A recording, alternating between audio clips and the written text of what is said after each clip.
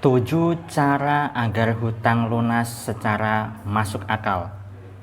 Dapatkan digital book gratis dengan format ketik nama Anda, mau digital book rahasia magnet uang, lalu kirim ke tim saya Mbak Lisa di WA 08112573 kali 58. Assalamualaikum warahmatullahi wabarakatuh. Jumpa lagi dengan saya, salam dan salam berlimpah. Sahabat, kali ini saya ingin membahas tema berkaitan dengan hutang ya sahabat, dan video ini memang saya khususkan bagi Anda yang saat ini punya hutang, entah itu hutang personal, hutang ke lembaga, bank, atau apapun itu. Nah, ini saya berikan 7 tips atau 7 cara bagaimanakah langkahnya agar hutang Anda bisa lunas. Nah, tentu saja begitu banyak orang yang merasa pusing dan merasa tidak nyaman ketika hidupnya penuh dengan hutang. Apalagi bagi Anda yang saat ini punya kebiasaan gali lubang tutup lubang. Kalau Anda punya kebiasaan gali lubang tutup lubang, itu tidak akan selesai dan itu bukan solusi. Meskipun ketika Anda punya uang dari pinjaman orang lain untuk menutup hutang di orang lain juga, itu adalah solusi sesaat.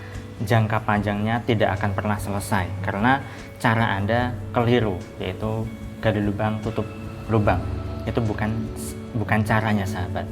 Nah, di sini saya akan berikan 7 cara, 7 tips ya, bagaimanakah agar hutang bisa lunas.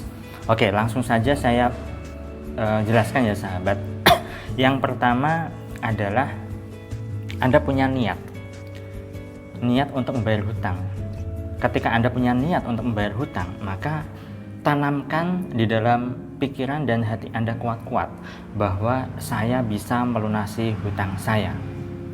Nah, jadi jangan ngemplang ya sahabat. Ngemplang itu tidak mau membayar hutang. Yang namanya hutang itu kan wajib dibayar. Nah, ketika Anda punya niat ngemplang, otomatis Anda akan kabur dari persoalan dan energi di alam semesta itu akan memberikan hal yang tidak menyenangkan dalam hidup Anda, karena Anda sudah tidak punya etikat baik, yaitu kabur dari persoalan hutang Anda. Jadi pertama, Anda perlu punya niat yang sangat kuat yaitu niat membayar hutang, karena bagaimanapun juga Anda sudah minta bantuan pada orang, pada lembaga, pada institusi apapun itu untuk membantu Anda menyelesaikan persoalan keuangan Anda ketika waktu itu Anda memang membutuhkan uang. Nah, jadi pertama adalah Anda harus punya niat terlebih dahulu untuk membayar hutang, jangan ngemplang. Kemudian yang kedua adalah Anda perlu yang namanya memperkecil pengeluaran Anda. Artinya apa? Jadi memperkecil pengeluaran di sini adalah Anda perlu berhemat. Mungkin Anda sudah pernah menonton video saya tentang hemat pangkal miskin ya. Tapi dalam hal ini itu beda kasus, beda persoalan.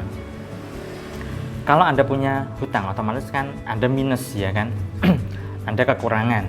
Nah, maka bagaimana caranya agar Anda bisa menggunakan uang Anda, memanage uang Anda sebaik mungkin ya, agar hidup Anda tercukupi, kebutuhan keluarga Anda juga tercukupi, tetapi Anda bisa mencicil hutang Anda dan akhirnya bisa lunas.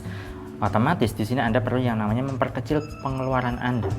Jadi Anda yang biasanya pengeluarannya sekian, ada hal-hal yang mungkin tidak perlu digunakan atau tidak begitu dibutuhkan, Anda pangkas ya, Anda potong. Nah, perlu yang namanya perhitungan juga dalam hal ini. Nah, maka Anda perlu yang namanya memperkecil pengeluaran dengan tetap tercukupi kebutuhan Anda ya. Itu yang kedua ya sahabat. Kemudian berikutnya adalah jika Anda punya aset, Anda perlu menjualnya. Entah itu motor, entah itu mungkin mobil, bahkan rumah sekalipun. Karena begini, ketika Anda memang sudah mentok, tidak punya solusi jalan keluar apapun, dan satu-satunya adalah memang harus menjual aset Anda, ya silahkan jual. Kalaupun Anda tidak punya motor baru, ya Anda bisa beli motor second lah, motor bekas misalnya. Atau misalnya Anda menjual rumah Anda sehingga Anda tidak punya rumah, ya Anda bisa ngontrak lah atau ngekos. Intinya Anda kan bisa punya tempat tinggal, tidak harus punya rumah sendiri, ya kan? Daripada Anda hidupnya itu penuh dengan kecemasan, ketakutan, kekhawatiran akan hutang-hutang Anda, ya, maka Anda perlu yang namanya menjual aset Anda jika Anda memang benar-benar punya aset. Nah, jangan terlalu menuruti gaya hidup Anda, sahabat, tidak akan ada habisnya. Karena sebagian besar orang ketika mereka berhutang pertama adalah spekulasi, biasanya ya, spekulasi untuk modal usaha, ya kan tidak tahu tuh apakah nanti untung atau rugi usahanya nanti. Kemudian yang kedua adalah untuk gaya hidup, agar terlihat punya barang ini, agar terlihat punya mobil ini, agar terlihat terkesan mewah, terlihat kaya dan seterusnya. Padahal itu adalah topeng yang digunakan, tetapi batinnya itu tersiksa, ya. Nah, kemudian berikutnya adalah yang keempat, Anda perlu yang namanya mencari penghasilan tambahan. Penghasilan tambahan di sini apa? Nah, banyak hal yang bisa Anda lakukan, yang bisa Anda kerjakan. Beberapa orang yang tanya ke saya, chat ke saya, ketika saya berikan solusi, cari saja tambahan penghasilan, ya. Dengan cara apa? Dengan cara jualan. Loh, bukankah jualan itu butuh modal? Nah, jualan tanpa modal, yaitu apa? Jadi makelar, ya. Ya, Anda bisa bantu menjualkan produk orang lain. Nantinya Anda kan mendapatkan keuntungan di situ, ya. Kalau misalnya di dunia online itu ada yang namanya istilah dropship, ya kan? Kalau di dunia digital itu ada yang namanya istilah afiliasi. Nah, di sini Anda juga perlu belajar, sahabat. Anda perlu yang namanya belajar jualan. Kalau misalnya Anda belum terbiasa jualan dan tidak bisa jualan misalnya. Jualan itu bukan suatu bakat, tapi suatu keterampilan yang bisa diasah. Nah, jadi Anda perlu yang namanya mencari penghasilan tambahan di luar pekerjaan Anda. Kalau misalnya Anda hanya menggantungkan dari gaji Anda setiap bulannya, dan gaji Anda itu ibaratnya adalah terbatas, ya Anda akan kesulitan. Anda perlu yang namanya mencari tambahan penghasilan di luar pekerjaan Anda. Nah, ini perlu Anda lakukan, sahabat. Berikutnya, ya, beberapa yang saya sampaikan tadi itu adalah ikhtiar lahiriah, ya, sahabat, ya. Anda bisa melakukan cara tersebut yang bisa Anda lakukan sebisa dan semampu Anda. Nah, lalu berikutnya apa? Berikutnya adalah yang kelima, ya, yaitu Anda perlu menerima kondisi Anda. Iya, menerima kondisi Anda, sahabat. Banyak orang yang tidak terima atas kondisinya. Karena tidak terimanya itulah, maka pikirannya menjadi ruwet, hatinya menjadi kemerungsung, batinnya menjadi selalu tidak tenang. Nah, ketika tidak mau menerima kondisi, ketika tidak mau legowo akan kondisinya, ya hidupnya akan selalu menderita. Ya memang ketika punya hutang ingin segera lunas, tetapi untuk bisa melunasinya itu kan butuh waktu, butuh proses. Sayangnya banyak sekali orang ketika punya hutang lalu ingin cepat-cepat terlunasi hutangnya. Ya susah, kecuali kalau mendapatkan suatu keajaiban. Dan keajaiban itu pun juga dilatih dengan mengelola batin, mengelola hati, mengelola rasanya, mengelola pikirannya. Kalau pikiran Anda saja ruwet, batin Anda saja kemerungsung, hati Anda saja tidak tenang, bagaimana bisa mendapatkan keajaiban?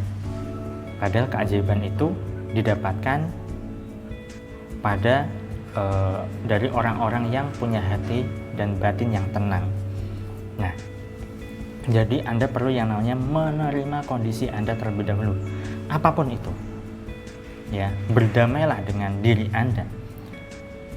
Minta maaf pada diri Anda, memaafkan diri Anda, memaafkan kondisi Anda, memaafkan siapapun. Nah, ketika Anda bisa memaafkan diri Anda, memaafkan siapapun, memaafkan situasi dan kondisi, maka hati Anda menjadi tenang, menjadi damai, sahabat. Nah, kemudian yang keenam, yaitu Anda perlu yang namanya perbanyak rasa syukur.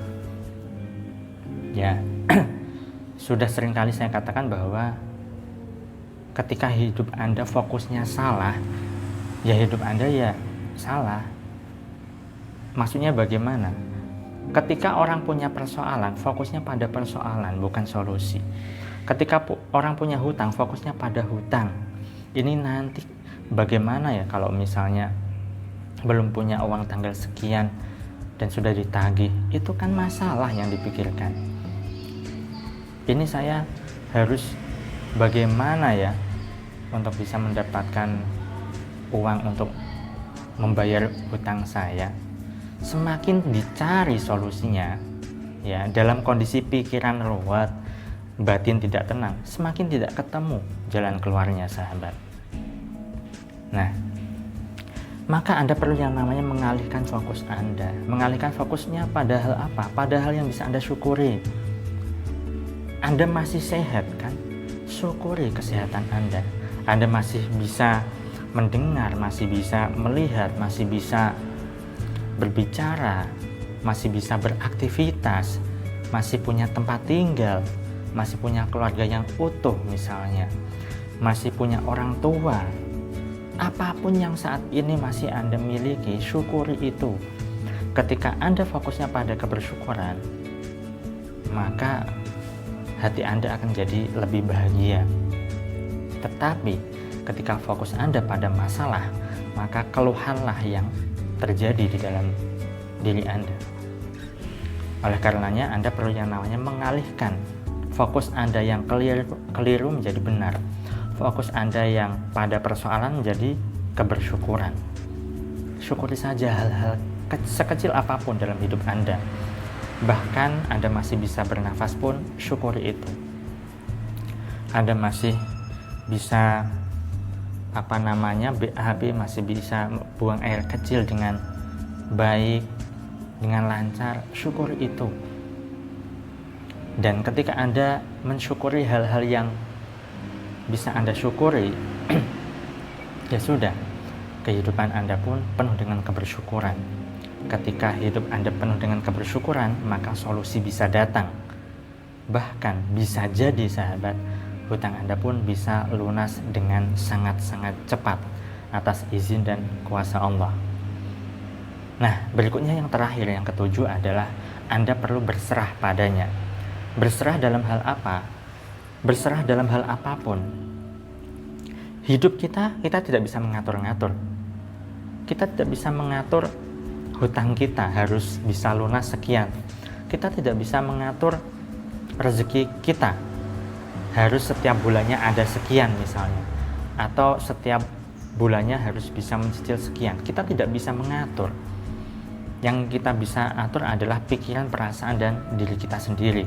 Di luar dari itu adalah di luar kendali kita, dan kita tidak bisa mengaturnya. Lakukan yang bisa Anda lakukan sebisa dan semampu Anda, lalu selebihnya pasrahkan kepada Allah. Karena bagaimanapun juga sejatinya hidup kita adalah berserah kepadanya. Apapun yang kita kerjakan, serahkan saja padanya. Serahkan saja hasilnya. Karena kita tidak bisa mengendalikan hasilnya. Lakukan apa yang bisa Anda lakukan, kerjakan apa yang bisa Anda kerjakan. Jika Anda punya pekerjaan, ya bekerjalah dengan sebaik-baik mungkin. Jika Anda punya usaha, ya kerjakan usaha Anda sebisa dan semampu Anda sebaik-baik mungkin. Selebihnya pasrahkan kepada Allah.